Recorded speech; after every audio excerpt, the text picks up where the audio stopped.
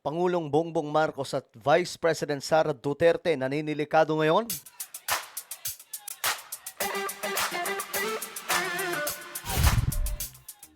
Okay, pag-usapan po natin ito. Medyo bad news ito kila Vice President Sara Duterte at PBBM. Anyway, sa mga hindi pa po dyan nakakapag-subscribe sa ating YouTube channel, tayo po ay road to 2 million subscribers na. Padami po tayo ng padami dito sa YouTube, kaya naman ano pang hinihintay ninyo? Makikita nyo po yung subscribe button sa baba ng video na to. I-click nyo lamang po yung subscribe, i-click ang bell, at i-click nyo po yung all. Sa mga nanonood po sa Facebook, i-follow nyo po yung ating Facebook page. Okay. Ito kasi yung medyo bad news ito kay Vice President Sara Duterte at PBBM sapagkat may lumabas po na isang survey na kung saan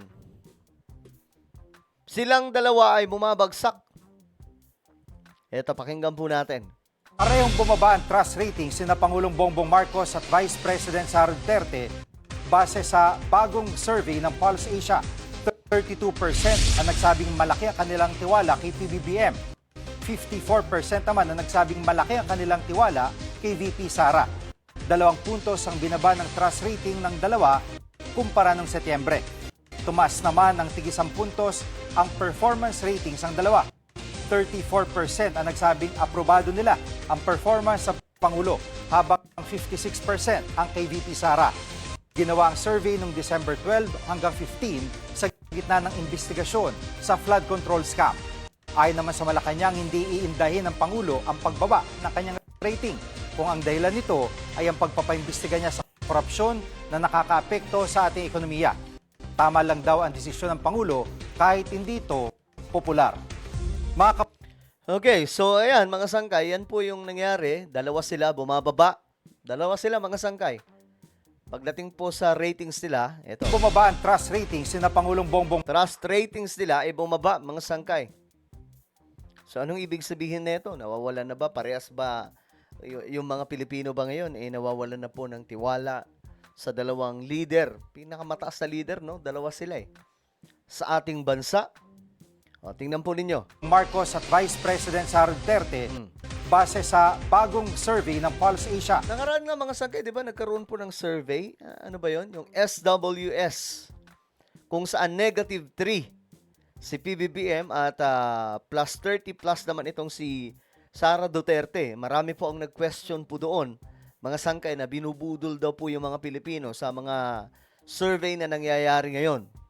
Ngayon, ito na naman mga sangkay, panibagong survey mula po sa Pulse Asia. At ito po yung update.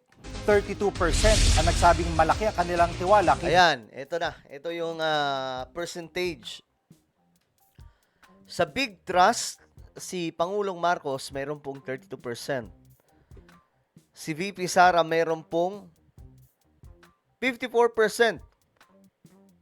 Small or no trust, mas mataas kay PBBM, 47%.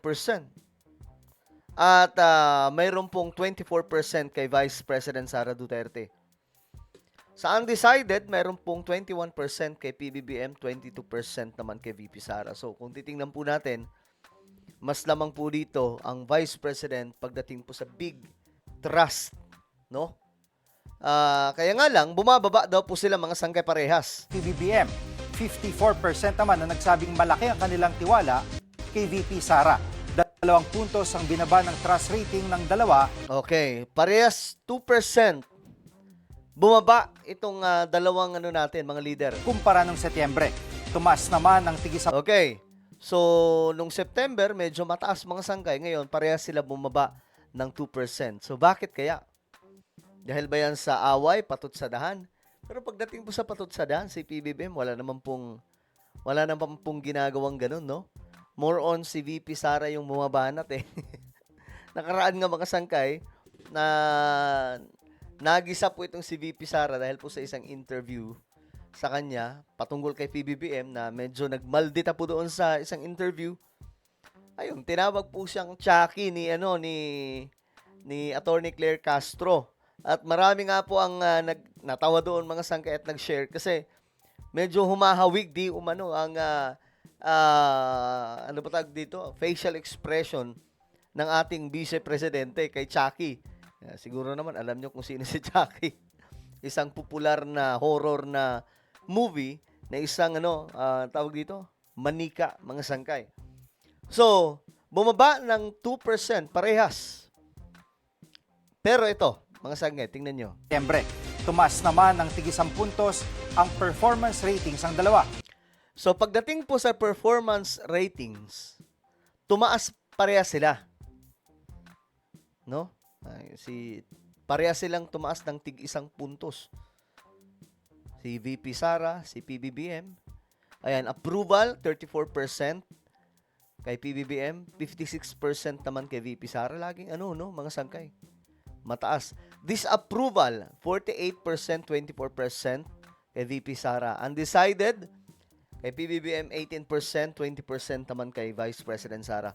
Ang tingin ko dito mga sangkay, kasi itong corruption ngayon, ito po talaga yung nagpapa-weekend mga sangkay sa administrasyon ni PBBM. Kasi ang feeling ng iba mga sangkay, ngayon lamang po itong nangyaring korupsyon. But we all know naman mga sangkay na hindi po ito ngayon lang nangyari. Matagal na po itong nangyayari.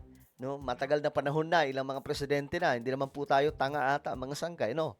Lahat naman po tayo, alam po ang situation ng Pilipinas dahil nga po sa isang pangit na sistema mula po sa 1987 Constitution. So itong korupsyon na ito mga sangkay, matagal na pong nangyayari. Pero dahil si PBBM ang kauna-unahang presidente na nagsiwalat nito, siya po ang tinatamaan. Dahil iniisip ng mga tao na sa kanya lang po siya ang may problema kung bakit may korupsyon. 'Di ba? Yun ang iniisip ng iba na kumbaga wala pong critical thinking. Pero mga sangkay, ito yung advantage si PBBM dyan. Kung sakasakali na maipakulong niya lahat ng mga korap na ito, kasama na dyan sila Speaker Romualdez, sila Zaldico, sila Chis Escudero, sila Bongo, lahat na po mga sangkay, sila lahat ng involved dito, maninilikado mga sangkay yung kabilang kampo. Kasi sigurado bubulusok ang trust ratings dyan ni PBBM. So doon sila makakabawi by 2026. Doon kailangan bumawi ang administrasyong ito. Kung gusto nila na ang kanilang manok ang manalo sa 2026. Di po ba mga sangkay? So at 2028, di pala 2026, 2028 yung election eh. Kung sino ang dadalhin kasi ng pamahalaan, malaki ang magiging impact ng approval at trust ratings, no, ni PBBM. Kasi magtitiwala doon ang mga tao eh.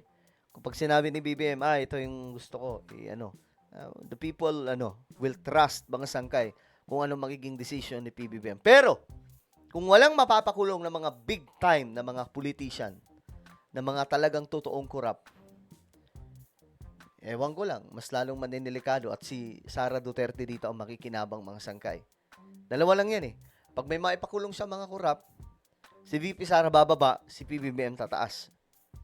Pero kung wala, si Sara Duterte naman tataas, si PBBM ang bababa. Ganun po ang mangyayari dyan.